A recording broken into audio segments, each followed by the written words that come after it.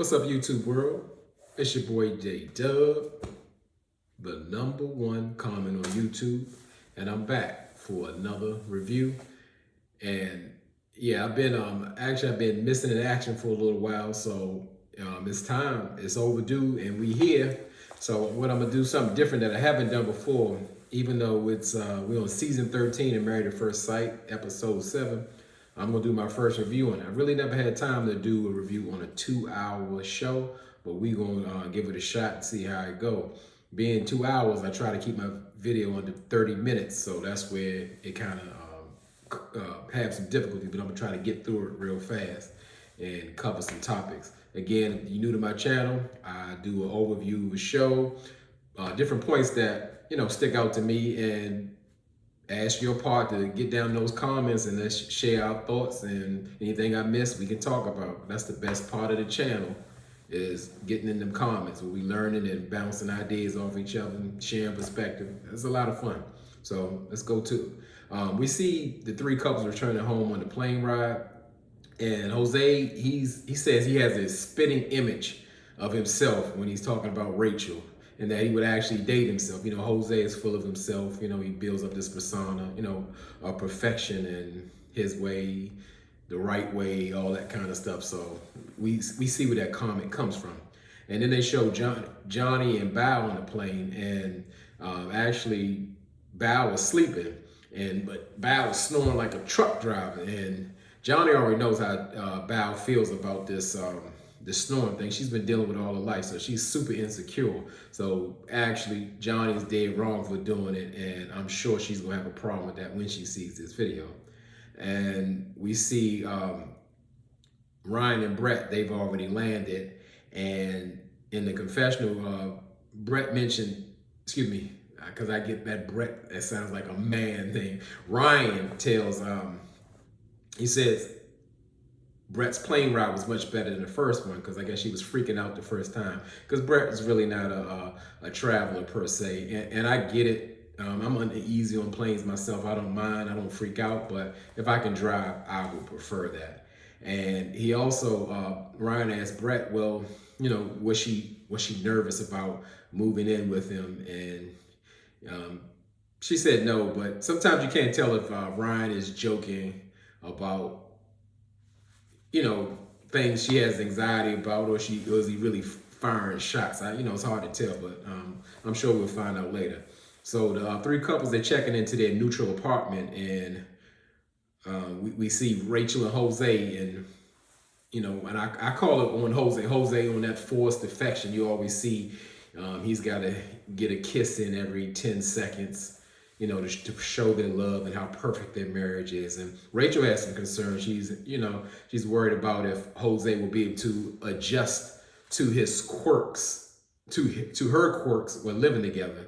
Because you can tell Jose is kind of particular. And Rachel also is concerned about whether they're going to actually blend and mesh their lives together, or are they just going to live the life of Jose, because that's what he is. He has that takeover spirit.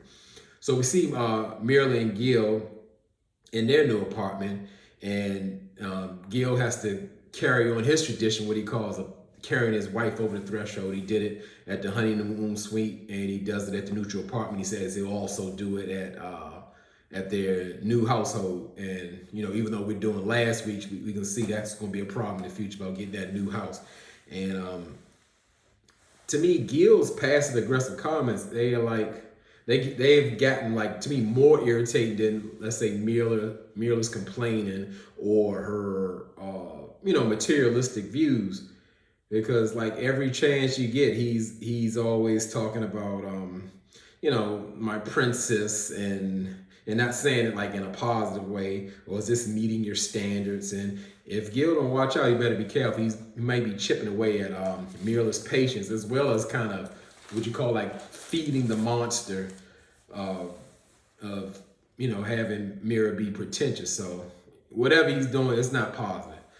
So we see Brett and Ryan at their new spot. They seem to be getting along fine. And of course, Brett was new. What else is new? She has anxiety about moving in with Ryan, and she's always worried about something. But I think if we could kind of get Brett stop worrying so much, I think they could be okay. Okay. So we go to Bao and Johnny. They're checking out their new apartment, and Bao comes in. She comes in complaining like, well, it's a nice refrigerator, but it doesn't have an ice maker, or the stove. This is electric. I prefer gas. And Johnny was saying, he said something funny to me. He was like, well, I didn't know we were going to be doing a home inspection, because it more so instead of looking around, it just sounds like she's finding the faults in the home and complaining. So I get that. And Johnny says really he's a easygoing housemate. His only requirement if they're sleeping together, that he require Bao to take a shower before bedtime. And when Bao heard that, she said that was a pretty intense request by Johnny. And exactly that's what it was. It was a request because she's not going to do it. So Johnny, he's not really happy with it, and pretty much if he said like once we settle, get everything situated here, I'm gonna go ahead and go home because I ain't really like how that went down, so I need some time to kind of reset and, if you will, disconnecting from the negative process. And I didn't think, yes, that was an argument.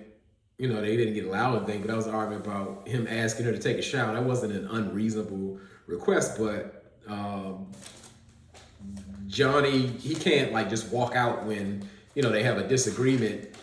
That would just create some type of negative situation between. Like they can't talk about anything. Like, well, is he going to leave if I say something like he doesn't like? And, you can see Johnny's not ready for marriage, or he's not in that mindset as of yet.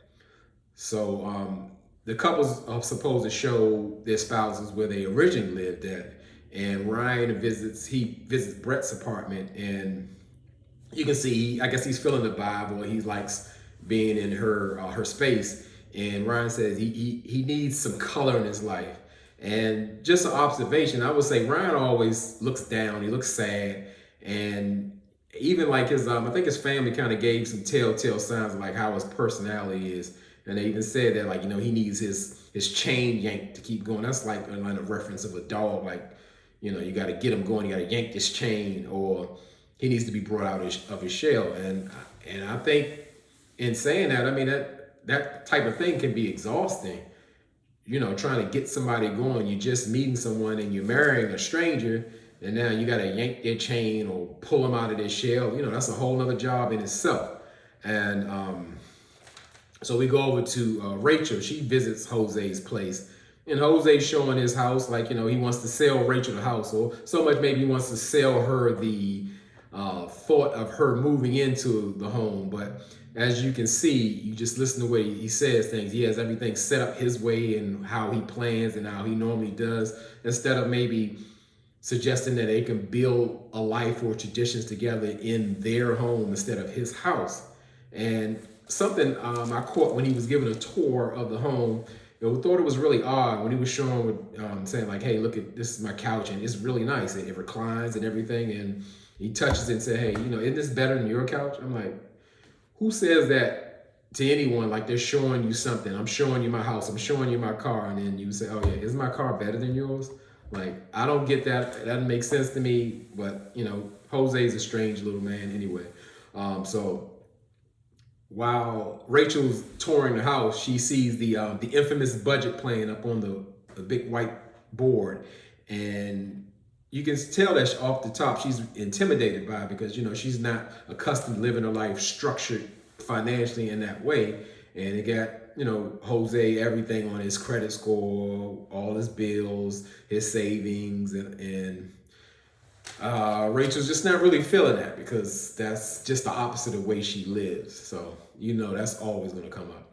And we go to Gil. He visits Muriel's apartment. And Gil said he expected to be like over impressed, with diamonds and furs and everything, the way Muriel talks of her extravagant lifestyle.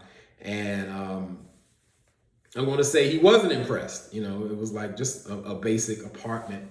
And Gil did notice that Muriel had some pictures in different places. And she mentioned to Gil, like, yeah, when I go to different vacation spots, I take, unique pictures. to, I guess, capture the moment. And Gil, hits one of his, again, passive aggressive, well, you really love yourself, don't you? And Mira took it on the chin. And I was like, well, yeah, shouldn't we all? That kind of deflated that comment, but that was meant to like chip away at her. Just my personal opinion, Gil isn't so great, like how everybody's coming off. And while they're touring, Mila made a mistake. She let Gil in her closet, and as we all know, Gil is a professional firefighter, but he turned into an accountant with Mila while he was in a closet. I mean, he held nothing back. He was like, well, how much these run you, and how many pair of shoes, and how often do you buy these shoes and clothes and all of that? It was more so like an interrogation instead of like having a conversation. He was tallying up all her expensive, luxurious things. And as I said, Mira really gives him space to do that. I don't know if that's healthy for the relationship, but she doesn't seem or shows that she's really bothered by it. So Brett and Ryan, they meet up with their dogs because Brett had some anxiety about, the dog getting along. Like, would that be such a deal breaker in the previous episode? And Ryan, brings up in the confessional that, Brett like kind of needs to relax. She's always worried or anxious about something. And I could see Ryan getting really tired of that really fast. That's exhausting, trying to calm a person constantly or reassure them all the time about every single thing. So we'll see how that goes. And Jose goes over to Rachel's apartment, and Jose is he's already trying to move around or get rid of Rachel's things. You're like, hey, what's all those bottles on the floor? And in 2 years or so, are you gonna need all these pencils? Jose, if it's not the Jose way, it's not the right way. So he already goes in trying to change everything about what Rachel is doing or why she's doing it. He doesn't seem receptive to like compromise in marriage, and that's going to be problematic in the future. It's like it's only the Jose way, so we know that's going to play out. So Brett comes over to Ryan's house, and he seems to have a nice, spacious home, and she seems comfortable there, like she could really live there or be comfortable in that space. And then we see Brett go into Ryan's bedroom, and he has a trophy deer head in his bedroom, and she was like a little freaked out about that. And I mean, that's like rightfully so. I understand people into different things and hunting or whatever, but I don't know who wants a dead deer head in their bedroom looking at them at night. So I like the way that she communicated. Like she asked him, like, is he like so attached to this deer head? And he was like, no, actually go in the garage. And I thought that was a good way of compromise. He could kind of pick up with her with like the deer is like making her uncomfortable. And that made sense, especially if he expects her to stay in that space. So I really like to see that.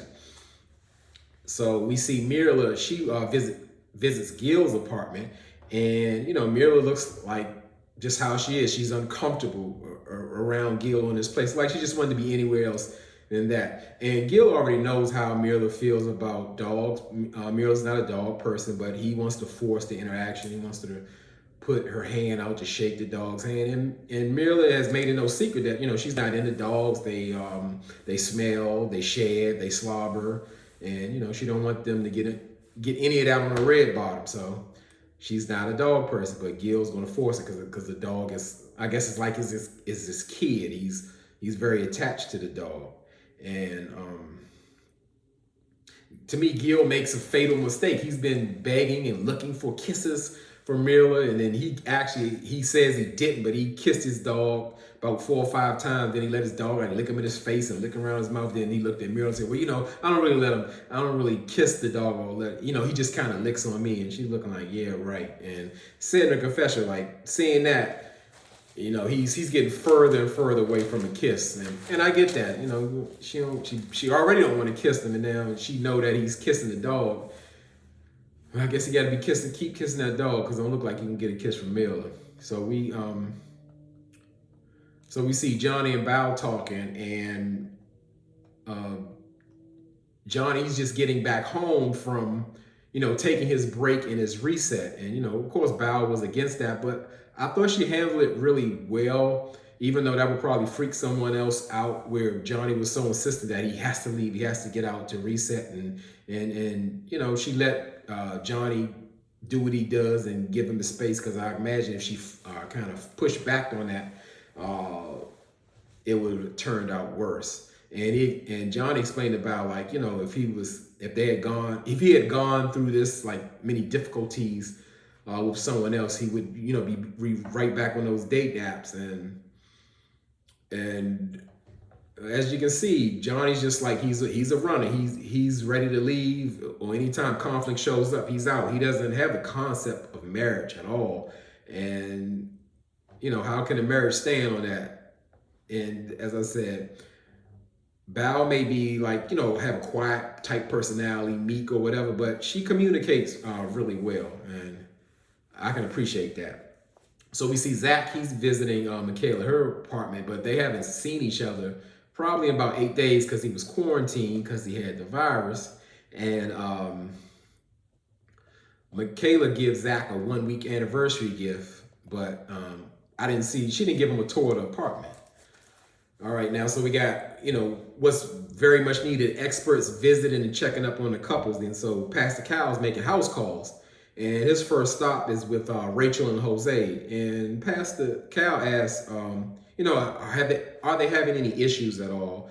And Jose brings up, like joining the money, and he's focusing on that budget, because he wants Rachel to give him her check so he can pay everything, and whatever's left she can pull from, like that vague statement that doesn't, they're already just getting to know each other, and to ask, okay, move in with me, give me your check, and we'll see what happens with the money when it comes out, as long as everything pays. So that's really asking a lot. So I get Rachel being apprehensive about that. And Rachel pretty much brings up, like, how she had a problem with, she wanted to go to Europe, and she had just mentioned, like, before they have children, she wanted to do a trip, a nice trip, because once you get kids, your focus will be on your kids, and your certain traveling time will be very limited when you have to focus on young children. And in that flashback, it shows Jose pretty much telling Rachel, like, hey, well, you got a car issue. Do you want to go to Switzerland, or do you want a new car? You got to, like, kind of choose. And I guess the part that's really confusing to me is, Jose's the financial guru, the money man. He got it together. He paying houses off, no debt and savings and perfect credit score. But now he has an additional income, and he can't see it fit to take his wife, who loves to travel, to Switzerland, but tells her, let's just go to New York or Vegas, instead of Switzerland, which makes no sense, because, if you got everything in order and you got an additional income, what is the problem in taking your wife to Switzerland? You don't got to take her every 90 days or nothing like that, but I don't get it. But I do get it, because at a time, you see, when people who are really financially focused, which is not a bad thing, but it's the difference between financially focused and financially obsessed. You got to have that perfect credit score. You got to have your bills, everything paid off, and all of that. But they don't live life. Those people are actually going to die with that money. The money, they're going to die without the money and their perfect credit score, and really not experience life. So I get what Rachel's saying. She's saying, like, hey, we work hard, we want to enjoy life and have some experiences. So she really needs to stick to her guns on that, and get Jose to compromise on that, because that's going to be really important. So we go to Zach and Michaela's shared apartment, and I was like, why didn't we see Zach's place? They never show that, but they're Zach and Michaela getting their dogs together to see how they get along, and they seem to be playful and just running around the apartment and getting to know each other. And right off the bat, Zach wanted to know how, like, Michaela handles conflict. Like, are you one of these people who, if we get into a fight, you blow up or you want to walk out? And Michaela said, like, no, I wouldn't do that, because that's like abandoning, and that's like emotionally abusive to the other person. So I would never do that. And I was like, interesting, because we know we're gonna see some conflict come up sooner than later.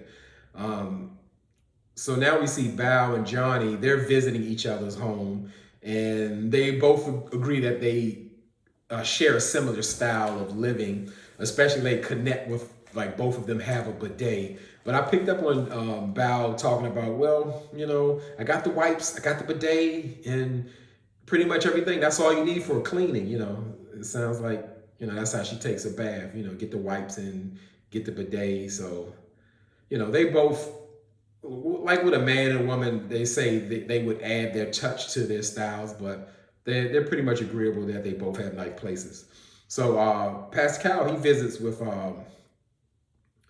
Brett and Ryan, and they seem to be getting along. It don't seem like there's any true issues. And Pascal did ask him, hey, did you consummate the marriage? And they said no. And it was nothing wrong with that. But it Pascal to me kind of messed up the flow when he almost, I'm gonna say, it felt like he put pressure on, put pressure on Ryan about saying, does he love Brett? And it seemed like it kind of took the mood down, almost like Ryan is neglecting Brett without loving her. Like, they've only been together for a couple of weeks or whatever. Now you want them to be in love. But Brett recognized that, like, hey, she can tell that Ryan likes her and that they'll get to the love. So I thought that was good, but I didn't like the way Pascal handled that. So Pascal visits Gil and Mirla, and instead of a normal check-in, to me, it kind of turned into an intervention for Mirla to stop buying red bottoms.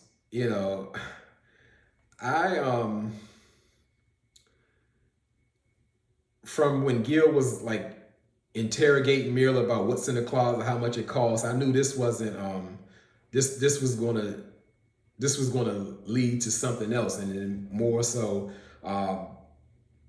Mirla seemed out of touch because she had told Pascal, like, with my shopping, what's $1,000 going to hurt or whatever. And Pascal looked at her like, what, are you crazy? $1,000? It could be diverted to something else, like, for the goals. And it just looked like a setup for Mirla. Like, they wanted to make her look like a villain on that. And Pascal also, like, he checks in with everybody. He wants to know, like, what's going on with the intimacy. And it's pretty much nothing. Gil can't wait to say that, because, he wants somebody to say, like, all I'm getting is a kiss on the cheek. And that's been since the wedding. And Pascal just, like, wants to know, what's the problem? What makes it so tough? He was almost like forcing Mirla to say, you're not having sex or kissing. But one thing I did like about Gil, which I'm not a big Gil fan, and he pretty much said, I told Mirla straight up, if you're comfortable with not kissing me all the way up till decision day, just know that I'm going to ask for a divorce when decision day comes. And I like that. I mean, just let him know his boundaries or his standards or what he expects. Like, he's not going that far and still get married and get no affection. And what, he going to get into an affectionless marriage? Nah, that's right, Gil. Don't stand for that. So we see Michaela waking up. She's looking for Zach in the morning. And apparently Zach never came back to the bedroom from last night from putting the dog to sleep.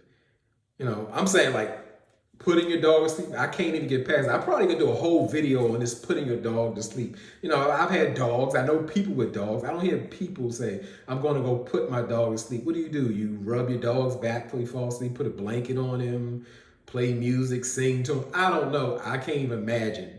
It just makes no sense to me. That's why it's really hard to get past this. Absolutely, Michaela overreacted, slamming things, and it's like she was breaking things. That's violence. And yeah, that needs to be addressed, and that she way overreacted. However, that was, like, to me, a ridiculous statement to say, I can't be with you after being missing for 8 days because I was sick, but I'm gonna go lay with my dog and sleep with my dog and then get up and take my dog to daycare, and then I won't answer your texts or reply. There's something missing here, and I just don't get it. And I'm not trying to get it because it don't even make sense. So then Pascal came over the house, and was trying to make sense of it all, and he was just saying that Michaela's in a different situation. She's lost her father, who she puts all her trust into, because Michaela explained that, and now it's really difficult to put that type of trust into Zach, and then for him to act the way he did. And Zach tried to comfort her, but Michaela wasn't really having it, because I guess she was still hurt behind him, and she was even like looking at him all beady-eyed and stuff like that. And Zach was even throwing, I was like, I've never seen her look. We've had many conversations, and I've never seen her like Zach. Y'all been married for 2 weeks, and you've been separated for 8 days. So what, you've been with the lady 3 or 4 days or whatever, and you've never seen her look before? That don't even make sense. But Zach has to do a better job of being aware, and Michaela needs to reel in that anger and those outbursts and all those things. And it's just, I'm moving out kind of situation. But I think she'd have been all right if she'd just been upset and told Zach about herself and how ridiculous all that, not getting in contact with him and sleeping with the dog instead of her after 8 days and all of that. This is a newly married couple. She should be concerned. Okay, so Pastor Cal does his final house call. He did it with Johnny and Bao. And we found out Bao doesn't feel like Johnny's attracted to her. And she wants to know why. And, Johnny has a tough time like explaining that. And is more so, he thinks Bao is like more like, has like a giddy thing about her with, when it comes to intimacy. He's saying like more like, I kiss her and it's like a friendly kiss. It doesn't get me going. It's not hot. And I kind of understand it until they start showing the flashbacks, and when Johnny trying to put the moves on her, Bao kissing him and she giggling. I'm like, don't nobody want that. That don't even, that ain't hot. But it still seems like Johnny's kind of like picking Bao apart. And I don't know if, you can see that he's not going to make it. I think it's more of a deeply rooted issue. More so, his father is so hard and so tough on him that, Johnny seeks perfection in everyone, which you'll never find, including yourself. So, they're going to have a tough time with marriage. And I would say, even this is actually my second video to Married at First Sight. I had like a 39-minute video that I had trouble uploading, so I had to do another one and try to make sure I make that deadline. So for all my subscribers who've been looking for me, wondering where I'm at, want to see my content, I appreciate you so much. I am still super busy, but I have to get this content out to y'all, because y'all really out there supporting me, help me. So get down those comments. We haven't commented a long time, so I'm really looking forward to it. And I'm going to do my best to keep cranking out more and more videos, so I won't be missing, because I'm going to be living like I'm living in the past, like last week. So I'm going to be playing catch up. So again, thank you for supporting me. Thank you for rocking with me. And as I say, y'all could be anywhere in this YouTube world, but you're here with me. I appreciate that, and I really mean it.